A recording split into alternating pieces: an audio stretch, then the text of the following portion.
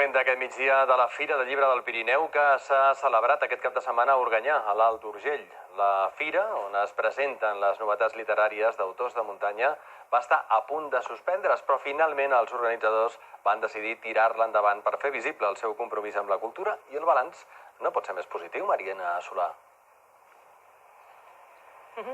L'augment de casos de Covid va amenaçar de la suspensió de la fira, aquesta 24a edició, però finalment els organitzadors van decidir no suspendre-la i tirar-la endavant. Això sí, amb certes restriccions i amb mesures de seguretat.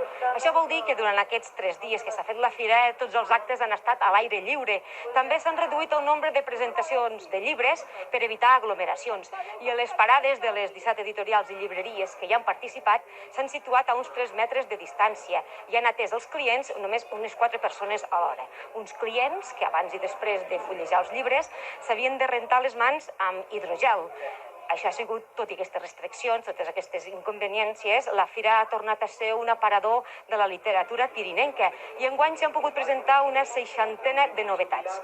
Unes novetats que s'han pogut trobar durant aquests 3 dies i que han tingut molt bona resposta del públic, tant amb afluència de visitants com en la compra de llibres. Han comprat més llibres i de fet ja és una tendència que notem des de fa dies que la gent compra més llibres. S'han tirat a comprar llibres, han sortit al carrer a comprar llibres, ja ho vam veure per Sant Jordi i aquesta fira ahir també ens va quedar clar de que la gent tenen ganes de comprar llibres, de col·laborar amb la cultura i de llegir. És un llibre que va sortir al temps del confinament. Pràcticament he fet un acte que vam fer a Farrera i aquesta és la primera presentació que jo puc parlar del llibre, perquè amb tot el temps del confinament no n'he pogut fer.